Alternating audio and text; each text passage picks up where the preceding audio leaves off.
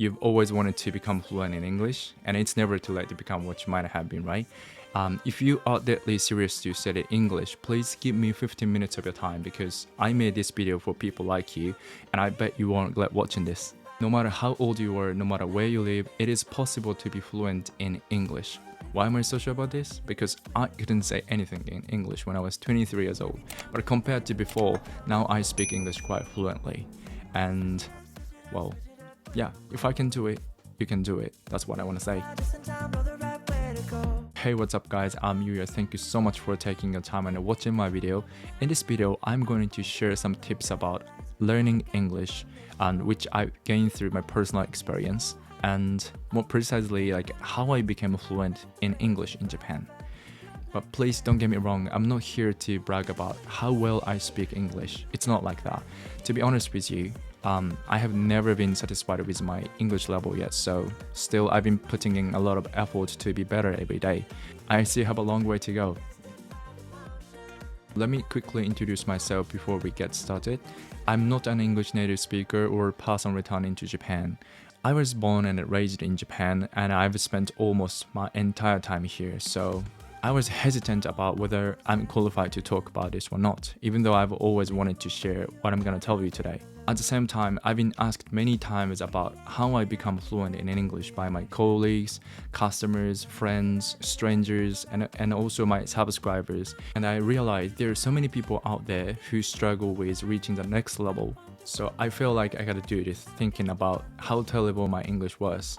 So I finally decided to expose myself, and hoping this video will inspire some people watching this, I mean you, and help all English learners in Japan to move forward. As I said, I'm just a Japanese guy. That being said, I've been tackling the English language head-on for years by myself since the day my journey began, so I'm really confident about what I have done so far to make progress, and I think at least I have the right to talk about this, don't you think?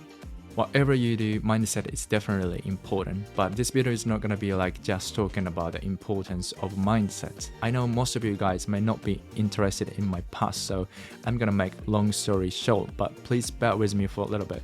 Well, my English skills used to be worse than anyone else. In junior high school, I didn't attend classes properly, and in high school, I was there on a sports referral, so that's why I knew almost nothing about English. Additionally, English was my third language at the time, and it wasn't even my major. To give you an idea of how terrible my English was, I only had 175 scores on the TOEIC test in my last year at university. Now you see how terrible my English was. And after I decided to take a gap year, I taught myself 中学 and 高校英語, including subjects like will and does, that kind of thing. Luckily, then later, I had the opportunity to study abroad for only half a year, even though I didn't have enough input, so it would be a lie if I say I haven't spent any time abroad. Well, many people believe that if you study abroad, you can master other languages within a year or 2 years, but the truth is, it's not that simple, and sadly, I had believed that too. If you are a person like if you has taken the English language seriously, and studied English so hard till now, for example, if you have over 800 scores on the TOEIC test or ACAN, maybe studying abroad is for you, because all you need is to apply what you have learned so far, so going abroad is definitely effective for you. 175 scores on the TOEIC test and no basic understanding of English. I was like, what am I supposed to do? What am I supposed to do? All I did during my stay in America was to shut myself in a room and had been studying an English language for 12 hours a day for 6 months. And I feel like it was like I was in the chamber of spirit and a time from Dragon Ball. That was crazy. Well, I strongly believe that I became fluent in English after a return to Japan because the reason is that I have never stopped learning, even for a day since the first day. Even as a working adult, I've continued to find ways to learn, although I don't have as much time to study as before due to my work and other responsibilities. I have met so many people during my ryugaku, and they all spoke English way better than me in the first place. Just to name a few, there were medical students, workers from big Japanese companies, and students in advanced classes. Well, I was in the lower class back then, but Now people I had met told me that my English is better than theirs. Well, apparently I have overtaken them. Well, based on my research, 99% of people who do ryugaku do not continue study after ryugaku, at least people around me, and I didn't do anything special to achieve this level. I've continued practicing and analyzing my mistakes come rain or shine to know why I wasn't able to say something and why I missed hearing something. The most important keys are consistency and the ability to improve something. Finally, let me get to today's points. These are the things I did in Japan.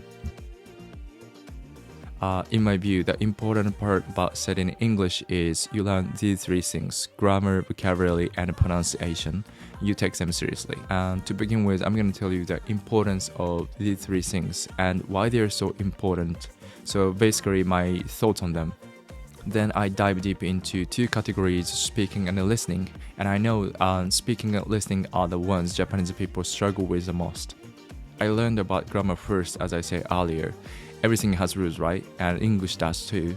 The rules of English grammar are limited, so all you need to do is to learn them first. Fundamentals are important no matter what you are learning, and English grammar isn't as difficult as you might think, so take it easy. This video doesn't cover how to learn English grammar, but if you want to know more, please subscribe to my channel.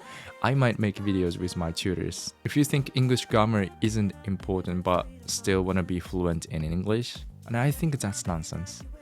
I picked up two types of grammar books. The first one explains English grammar in Japanese, and the other one explains English grammar in English.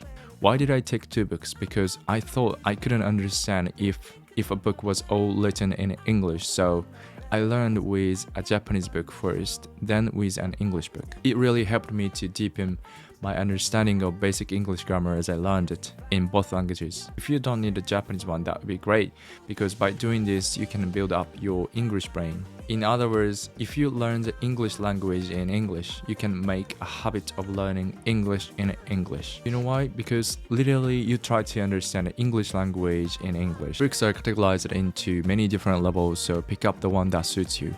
This book provides every English grammar in greater detail, so it is really attentive to your needs. If there is a particular English grammar you don't understand, this book will help you understand it better. My recommendation, Evergreen. I got this book quite recently, and I wish I had known this in the first place. Of course, everyone has different goals, so if grammar is not your priority, that's okay. But I believe most people watching my video and videos like this want to speak English naturally and avoid talking in broken English. Understanding English grammar well can help you express your thoughts and feelings more precisely, and it can also make it easier for listeners to understand you. That's why it's important to prioritize English grammar for effective communication and mutual understandings. I know there are a lot of English words out there, and it can be challenging to memorize all of them.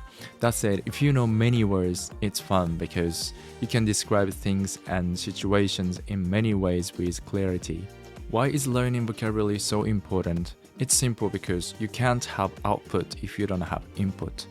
So you can't understand when you hear it if you don't have input. That's why. The more you know, the better, because you need a wide range of vocabulary to write, speak, read, and listen. And moreover, you can add flavor to your English. Your conversation won't sound robotic. Learning vocabulary never ends. It's like an endless game. Like the more you learn, the more difficult words you come across. And on the other hand, pronunciation and grammar are limited.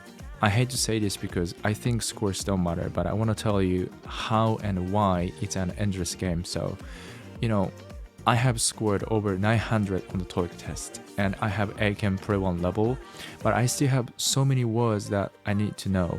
This includes idioms, collocation, and phrasal verbs, and many other things. So since there are so many words, it's better to acquire them as you go. So my advice would be to start with frequently used words and phrases that you are supposed to learn in the middle and in high school.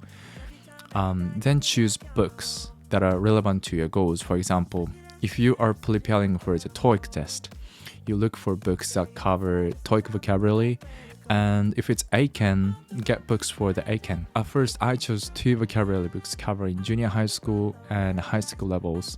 Obviously, in the beginning, a book for TOEIC 900 is way difficult for anyone. So I chose books that suited my level at the time, and I used them thoroughly before I got a new one. Finally, pronunciation. I think pronunciation is as important as English grammar. It's not like which one is more important than the other. Everything I mentioned so far is equally important.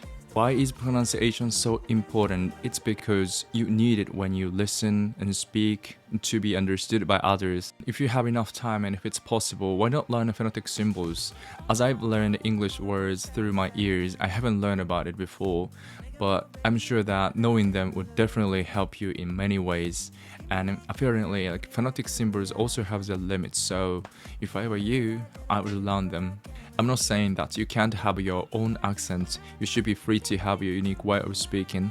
That said, it is really important to pay attention to how English words are actually pronounced, because if you don't, there can be a huge gap between how you understand the English words and how it is actually pronounced by native speakers, and this can lead to struggles with your listening skills.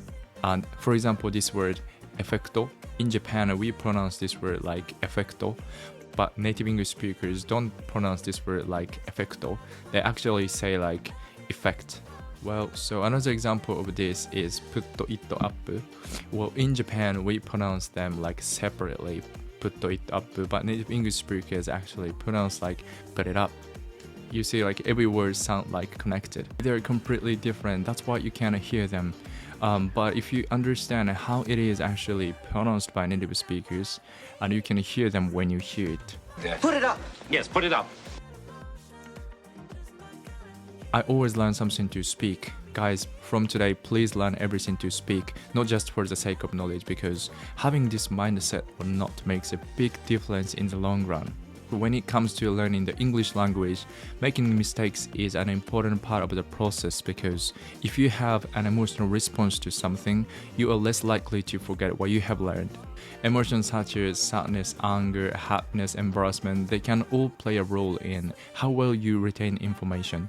Well, I'm not an expert in neuropsychology, but I do know people have 2 types of memory, long-term and short-term. And according to experts, like having a strong emotional reaction to something can help you remember it better, because it can influence your long-term memory.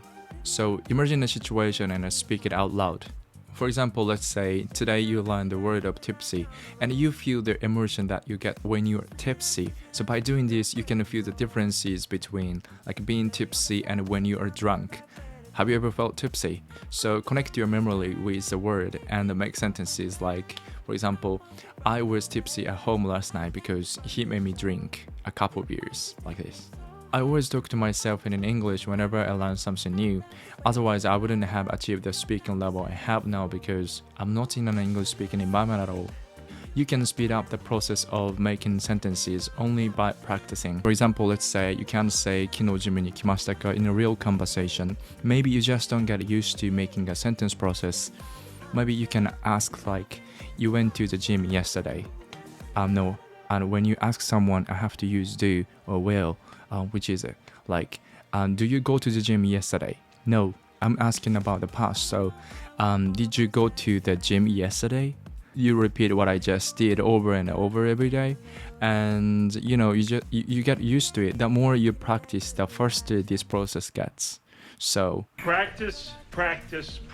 that I think about it, my English wasn't good enough, but I talked to strangers in English anyway. Well, after I came back to Japan, I searched for language exchange through the meetup. I was lucky. I found 3 guys from the UK, America, and Australia. And when we first met, I felt like we hit it off from the word go, and we soon became friends. Every month we hung out together, and every time I saw them, I felt like I wanted to communicate them better. So I made myself study even when there was no external reason to do so. I even joined a group of native speakers where I was the only non-native speaker. It was like a cruising party like we had once in every year. There was like more than 200 people. I made a lot of mistakes in front of native speakers, and I felt embarrassed every time. Once when I was with some friends discussing having ramen, I accidentally said, I want to eat a noodle instead of saying I want to have noodles. My friends corrected me, say that while they understood what I meant, it would be better to say I want to eat noodles. Or you could also say a bowl of noodles to be more specific. Another embarrassing story of mine is I once used the phrase once a fortnight instead of saying once in 2 weeks. Although they have the same meaning, an American guy laughed at me and told me that expression is really outdated and no one is using. I listened to native speakers and repeated what I heard. So by doing this, I learned everything like audibly and visually. It is not enough to simply look at a vocabulary book to know the meaning of a word. I also listened to how the word was used in context to know to grasp its meaning. I always learn new vocabulary with images. By doing this, you can understand the core meaning of a word. When I can associate a word with an image, it helps me to both understand and memorize it more effectively. It's like the meaning of the word soaks through my memory. Associating a word with a picture image is not enough. You skim through the whole meaning to know how many words the word has and how it is used in context. But once you understand it, try to use the word in your own sentences. This way, you can have input and an output simultaneously. And your sentences are not necessarily to be difficult at this stage. A simple sentence is fine. For example, a word of gaze, 凝視する in Japanese. I gaze at him. She gazed at me across the table. So using an English dictionary can also enhance your English learning once you feel more comfortable with it. For example, if there is a word that you want to know the meaning of, I recommend using a reputable English dictionary like Longman. So like finding English words with its English explanations. What should I say? I don't know how to express myself in English, and this is an absolutely normal reaction for second language learner. The problem is you just let it go without understanding it. To me, I didn't let it go. I looked up the meanings in the dictionary and on the internet. I even asked native speakers for the answers so that I will be able to say things next time which I couldn't say before. I created my own dictionary using iPhone memo function. So this is how I've been expanding my vocabulary in my daily life. After searching for the meaning of a word and breaking it down into smaller parts, I add the vocabulary to memo with example sentences so that I can always look back. As it allows me to look at the word frequently, it helps me to remember it better. It provides me easy access to the word by using the search box with some keywords. I jot down things in Japanese in my memo that I struggle to describe during conversation so that I can look them up later. Can you say this, Kenshoen? How are we supposed to know? TOEIC 900? It doesn't matter. So before I knew, I say I used my hands a lot and I feel pain in my both wrists. But now I say the tendons are bad in my both wrists, or I have tendinitis in my both hands. I am often asked by people, please teach me in English, but I feel really weird when actually someone say that to me because English is not something that someone teaches you. You learn by yourself. You have to take it actively, not be passive. Well, once I've said that to my friends, so I know how you feel. If you continue to practice what I mentioned earlier, your listening skills will improve simultaneously with your speaking skills since they are deeply related. So, as we are running out of time, I will be brief with the listening part. I've learned English words with native pronunciation materials, but if possible, I recommend learning phonetic symbols as they provide a foundation for correct pronunciation and can be helpful for further learning. If you can pronounce English words correctly, you will be able to recognize what native speakers say when you actually hear it. You don't need to do a lot of shadowing as long as you focus on quality. I pay close attention to materials and repeat it just like I hear it. If you can't hear well, stop the audio or podcast and analyze why you had trouble. And you can also use a script as a reference to understand reduction and linking more deeply. Well, I try to pronounce English words just like native speakers do and imitate the way they speak. So in my opinion, many Japanese people have a mindset that you can't say something in English unless you say it perfectly. But I wonder when this will happen and how long does it take to achieve perfection in speaking? It is important to express your opinions even if you can't say it perfectly. So when I first started learning English, I thought all international students speak English perfectly. But the better my English becomes, the more I realized they also make mistakes. International students also make mistakes. The difference is they speak it confidently. Your mistakes, does it really matter? Who cares? I do still make mistakes and I learn from them. I know there are some people around you like who says your pronunciation is bad, you just make mistakes. I speak English better than you. This kind of people like who always tries to one up someone. But here's the thing, how are we supposed to speak English perfectly in a non-English speaking country where English education is not focused on speaking?